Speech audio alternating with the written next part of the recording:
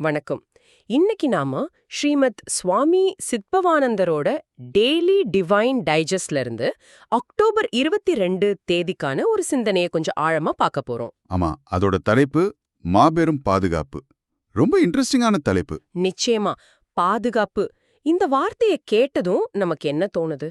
ஒரு வீடு, வேலை, இல்ல வேற ஏதாவது. ஆனா சுவாமிஜி இங்க 2 விதமான பாதுகாப்பை பத்தி பேசுறாரு.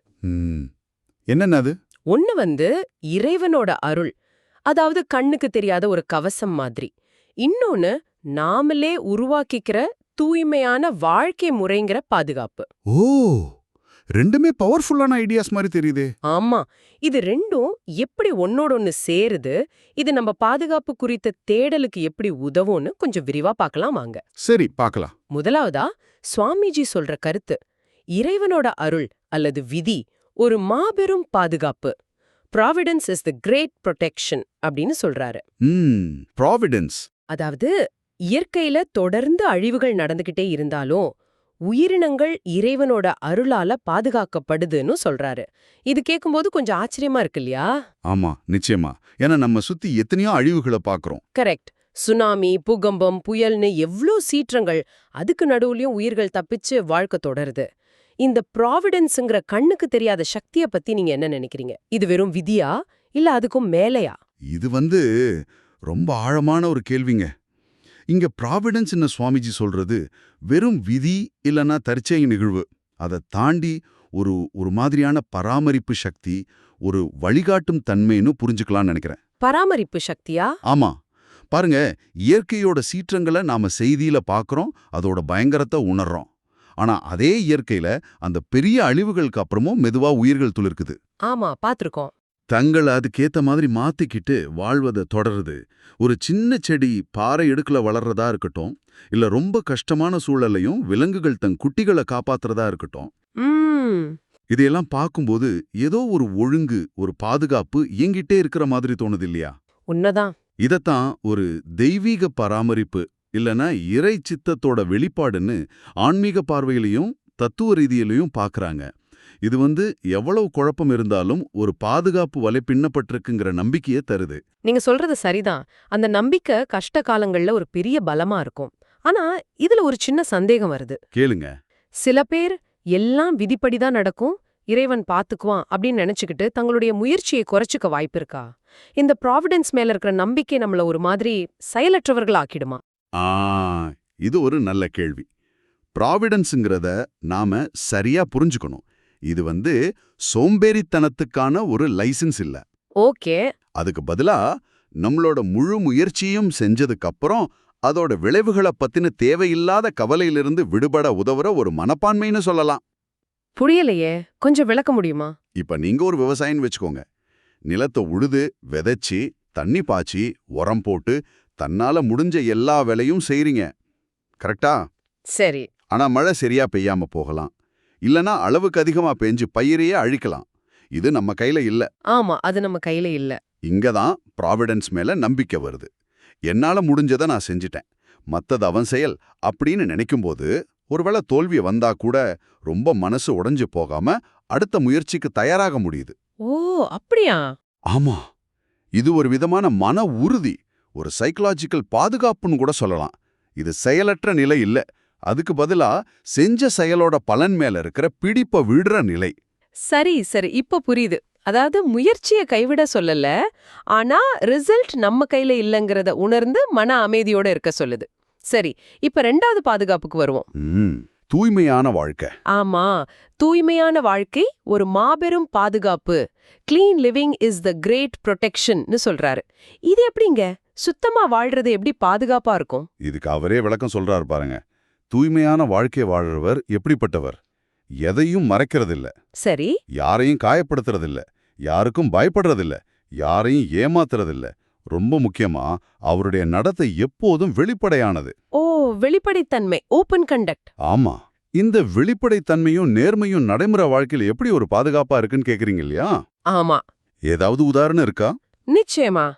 தூய்மையான வாழ்க்கைங்கிறது வெறும் ஒழுக்கம் சம்பந்தப்பட்டது மட்டுமல்ல, அது ஒரு பிராக்டிக்கல் ப்ரொடெக்ஷன் ஸ்ட்ராட்டஜி கூட தான். எப்படின்னு சொல்லுங்களேன். யோசிச்சு பாருங்க, ஒருத்தர் தான் வாழ்க்கையில எதையுமே மறைக்கலைனா அவருக்கு எதை பத்தின பயம் இருக்கும்? யார் என்ன கண்டுபிடிச்சிருவாங்களோங்கிற அந்த பதட்டம் இருக்காது. ஆமா, அது உண்மைதான். இந்த பயம் இல்லாம இருக்கிறதே ஒரு பெரிய பாதுகாப்பு. அடுத்ததா, அவர் யாரையும் காயப்படுத்தாததால எதிரிகளை உருவாக்கிக்கிறது இல்ல. பழி வாங்கணுங்கிற எண்ணமோ விரோதமோ அவரை தேடி வர வாய்ப்பு ரொம்ப கம்மி. சரி. சுவாமிஜி சொல்ற மாதிரி அவர் யாரையும் ஏமாற்றாததால் அவர் யாராலும் ஏமாற்றப்படுவதில்லை. இது ஒரு இன்ட்ரெஸ்டிங்கான கருத்து. ஆமா. ஆனா இது 100க்கு 100 எல்லா நேரமும் பொருந்துமா? நல்லவங்களே ஏமாற்றப்படலாமே. கரெக்ட். சில விதிவிலக்குகள் இருக்கலாம், நல்லவங்களும் ஏமாத்தப்படலாம், மறுக்கல. ஆனா பொதுவா பார்க்கும்போது ஏமாத்துற குணம் இருக்கிறவங்க மத்தவங்கள நம்புறது கஷ்டம். அவங்களே சுலபமா ஏமாறவும் வாய்ப்பு இருக்கு. ஓ, ஆனா நேர்மையா இருக்கிற ஒருத்தர் மத்தவங்களோட உள்நோக்கங்களை ஒருவேளை இன்னும் தெளிவா புரிஞ்சுக்கிற பக்குவத்தை அடைஞ்சிருக்கலாம். நீங்க சொல்றது கவனிக்க வேண்டிய விஷயம். ஒருவேளை அந்த நேர்மையும் வெளிப்படைத்தன்மையும் ஒருத்தரோட இன்ட்யூஷன் உள்ளுணர்வை கூர்மையாக்குதோ, மத்தவங்களோட உண்மையான எண்ணத்தை புரிஞ்சுக்க உதவுதோ? இருக்கலாம். அது மட்டும் இல்லாம யாருக்கும் அஞ்சுவதில்லைன்னு சொல்ற வரியும் முக்கியம். ஆமா, அதெப்படி? தப்பு செய்யாதவனுக்கு தானே அந்த தைரியம் வரும். மிகச்சரியா சொன்னீங்க. அந்த அஞ்சாமை, அந்த பயமில்லாமை தான் இங்க முக்கியம். எப்போ ஒருத்தர் மனசாட்சிக்கு விரோதம் இல்லாம நேர்மையா நடந்துக்கிறாரோ அப்போ அவருக்குள்ள ஒரு விதமான பலம் கிடைக்குது. உள்ளுக்குள்ள ஒரு பலம். ஆமா, அந்த பலம்தான் அவரை தைரியமா பேச வைக்குது, செயல்பட வைக்குது. குற்ற உணர்ச்சியோ பயமோ இல்லாத மனசு தெளிவா சிந்திக்கும் இல்லையா? ஆமா. அந்த தெளிவான சிந்தனையே பல ஆபத்துகள்லிருந்து அவரை காப்பாத்தும். உளவியல் ரீதியா பார்த்தா நேர்மையான வாழ்க்கை மன அழுத்தத்தை குறைக்குது, மன அமைதியை கொடுக்குது. இந்த அக அமைதியே ஒரு பெரிய கவசம் மாதிரி. சரிதான். அது மட்டும் இல்ல, சமூகத்திலையும் வெளிப்படையா நேர்மையா நடந்துக்கிறவங்களுக்கு ஒரு விதமான மரியாதை தானாவே கிடைக்குது. அந்த நல்ல பேரு கூட ஒரு மறைமுகமான பாதுகாப்பா இருக்கலாம். ஆக, தூய்மையான வாழ்க்கைங்கிறது வெறும் புண்ணியம் தேடுறது மட்டும் இல்ல, அது இந்த உலக வாழ்க்கையிலேயே நமக்கு கிடைக்கிற ஒரு பாதுகாப்பு ஏற்பாடுன்னு சொல்றீங்க. ஆமா, கரெக்டா சொன்னீங்க. இப்போ இந்த 2 கருத்துக்களையும், இறை அருள், தூய்மையான வாழ்க்கை, இது ரெண்டையும் சேர்த்து பார்க்கும்போது ஒரு கேள்வி வருது. என்ன கேள்வி? இறைவனோட அருள், அதாவது ப்ராவிடன்ஸ், தானாவே எல்லாரையும் காப்பாத்தும்னா நாம ஏன் மெனக்கெட்டு தூய்மையான வாழ்க்கை வாழணும்? இல்லனா தூய்மையான வாழ்க்கை வாழ்ந்தா மட்டும் போதுமா? இறை அருள் தேவையில்லையா? இது ரெண்டும் எப்படி ஒன்னா வேலை செய்யுது? இதுதாங்க முக்கியமான பாயிண்ட். இதுக்கு சுவாமிஜி இந்த சிந்தனையோட கடைசியில தாயுமானவரோட ஒரு மேற்கோள் காட்டுறாரு. அதுல தெளிவா தெரியுது. ஓ, தாய்மானவர் மேற்கோளா? ஆமா, அத பாக்கறதுக்கு முன்னாடி நீங்க கேட்ட கேள்விக்கு வருவோம். பல ஆன்மீக பாதைகள்ல என்ன சொல்றாங்கன்னா, தூய்மையான வாழ்க்கையை வாழ்றது இறை அருள பெறதுக்கான ஒரு வழியாவோ இல்ல அதுக்கு தகுதியானவரா மாறதுக்காவோ இருக்குன்னு சொல்றாங்க. புரியுற மாதிரி சொல்லுங்களேன். அதாவது நம்மளோட நேர்மையான செயல்கள், எண்ணங்கள் இதெல்லாம் ஒரு பாசிட்டிவான சூழலை உருவாக்குது.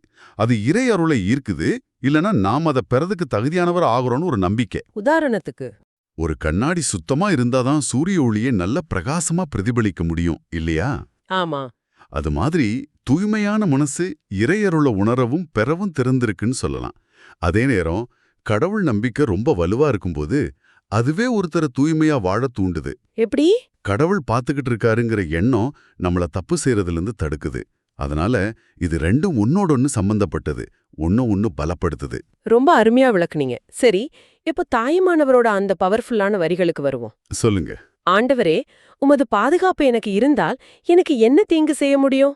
உமது பாதுகாப்பு இல்லை என்றாம் வேறு எது என்னை காக்க முடியும்? இது கேட்கும்போதே ஒரு மாதிரி இருக்கு இல்லையா? ஆமா, ரொம்ப ஆழமான வரிகள். இதோட அர்த்தம் என்ன? தாயுமானவரோட இந்த வரிகள் நாம இதுவரைக்கும் பேசின எல்லாத்தையும் ஒரே புள்ளிக்கு கொண்டு வருது. இது இறைவனோட பாதுகாப்பு மேல இருக்கிற முழுமையான எந்த கண்டிஷனும் இல்லாத நம்பிக்கையை காட்டுது. முழுமையான நம்பிக்கையா? ஆமா, அவர் என்ன சொல்ல வராருன்னா, இந்த உலகத்துல நாம பாதுகாப்புன்னு நினைக்கிற பணம், பதவி, சொந்த பந்தம், உடம்புன்னு இருக்கிற தெம்பு, ஏன் நாம இப்போ பேசிக்கிட்டு இருந்த தூய்மையான வாழ்க்கை முறை கூட, இது எல்லாமே 2ஆம் பட்சம்தான். ஓ, அப்ப எது முதல்? உண்மையான, முழுமையான, எப்பவும் நிலைச்சு நிக்கிற பாதுகாப்புங்கிறது அந்த இறைவன்கிட்ட மட்டும்தான் வர முடியும்.